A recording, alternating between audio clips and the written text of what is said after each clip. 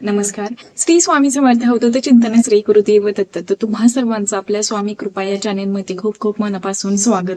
तर बघा, अधिक मासाला अगदीच काही दिवस राहिलेले आहेत सुरुवात होण्यासाठी. तर 17 मे ते 15 जून पर्यंत अधिक मास हा चालणार आहे. म्हणजेच की ज्येष्ठ महिना हा 2 महिना आलेला आहे. एक तर एका महिन्यामध्ये अधिक मास येत आहे आणि तर दुसऱ्या महिन्यामध्ये आपला जे 12 महिने असतात तर त्यातलाच एक महिना ज्येष्ठाचा आलेला आहे. तर बघा, ह्या अधिक मासामध्ये काय करावे, काय करू नये, त्याचबरोबर आईची ओटी कशी भरावी, त्याचबरोबर या दरम्यान म्हणजेच अधिक मासामध्ये कोणते वाण दिले जातात, त्याचबरोबर कोणत्या सेवा केल्या जातात, तर त्याच बाबत इन डिटेल अशी माहिती असणार आहे. तर व्हिडिओ नक्की कंटिन्यू करा. अधिक महिन्याला अधिक मास किंवा मलमास असंही म्हटलं जातं. तर हा महिना भगवान विष्णूंची सेवा करण्यासाठी अत्यंत महत्वाचा महिना मानला गेलेला आहे. त्यामुळे या महिन्यामध्ये आपल्याला कोणकोणत्या सेवा करायच्या असतात, तर बघा, भगवान विष्णूंच्या खूप प्रभावी अशा ह्या महिन्यामध्ये सेवा करायच्या असतात. त्याचबरोबर सत्यनारायण वगैरे करायचं असतं. त्याचबरोबर या महिन्यामध्ये बघा, असं म्हटलं जातं की या महिन्यामध्ये कोणतेही शुभ कामे करू नयेत.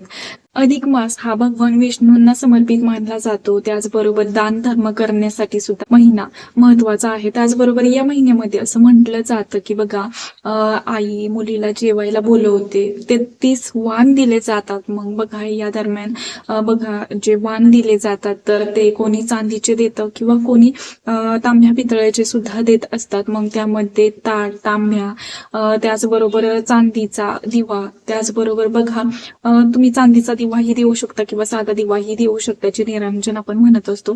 तर ते तुपाचा दिवा लावून किंवा तेलाचा दिवा लावून सुद्धा तुम्ही ते बघा जावायला ओवाळलं जातं त्याने. त्याचबरोबर त्यामध्ये वाण दिला जातो, म्हणजेच 33 अनारसे दिले जातात किंवा 33 बत्ताशे दिले जातात. 33 आकड्याचा खरंच खूप मान आहे. असं म्हटलं जातं की जेव्हा 33 वाण दिले जातात तर तेव्हा 33 कोटी देवांना ते समर्पित मानले जातात. त्यामुळे 33 अनारसे किंवा 33 बत्ताशे दिले जातात या दरम्यान. त्याचबरोबर बघा, असं म्हटलं जातं की या दरम्यान जेव्हा आई जावयाला, लेकीला आपल्या घरी जे बोलवते, वाण देते, तर त्या दरम्यान मुलीने सुद्धा आपल्या आईची ओटी भरली जाते. मग तुम्ही बघा, फक्त पीस देऊन किंवा साडी पीस देऊन सुद्धा ओटी भरू शकता. त्याचबरोबर बघा, या दरम्यान जोडव्यामध्ये सुद्धा भर घातली जाते. म्हणजेच की काहींच्या ठिकाणी अशी पद्धत असते की आई मुलीला जोडवी करते, म्हणजे आई या जोडव्यामध्ये भर घालते. तर ज्याच्या त्याच्या भागामध्येच ज्या ती पद्धत असते अधिक मासामध्ये वाण देण्याची. असं सुद्धा म्हटलं जातं की या दरम्यान अधिक मासामध्ये आपण देवांना सुद्धा वाण देऊ शकतो. म्हणजेच आपली कुलदैवत आहे, कुलदैवी आहे, किंवा तुम्ही कोणत्याही धार्मिक ठिकाणी म्हणजेच देवदर्शनासाठी जरी गेला तर तिथं सुद्धा तुम्ही या अधिक मासामध्ये वाण देऊ शकता. त्याचबरोबर बघा, या दरम्यान अधिक मासामध्ये काय करावे, काय करू नये. आपण या दरम्यान घरात मांसाहार करू नये.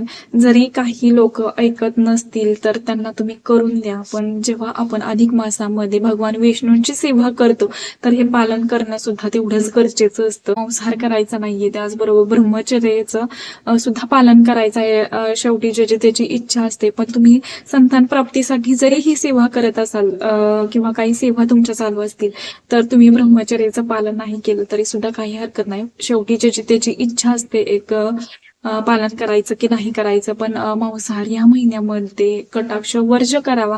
ज्यांच्या घरात बघा कधीही मांसाहार पालन केला जात नाही तर अशा वेळेस तुम्ही स्वतः जर सेवा करणार आहात तर तुम्ही घरच्यांना करून देऊ शकता मांसाहार, आणि तुम्ही फक्त स्वतः खायचा नाहीये. अधिक मासामध्ये शुभ कार्य सुद्धा केलं जात नाही.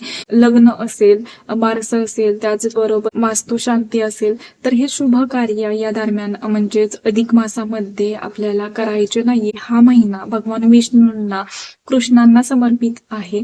आणि बघा, पुरुषोत्तम म्हणजेच भगवान विष्णूंची सेवा करण्यासाठी हा महिना खरंच खूप प्रभावी मानला जातो. त्यामुळे सर्वांनी अधिक महिन्यामध्ये जास्तीत जास्त सेवा करा. तर ह्या सेवा कोणत्या करायच्या आहेत, त्याचबरोबर वाणामध्ये आणखी काय दिलं जातं, काय पालन करावं, तर याबाबत सुद्धा आपल्या चॅनेलवरती एक सेपरेट व्हिडिओ असा येणार आहे. दरम्यान दानधर्म सुद्धा केला जातो. बघा, जेव्हा आई लेकी मुलीला आणि जावयाला जेव घालत असते, तर तो पण एक प्रकारचा दानधर्मच असतो.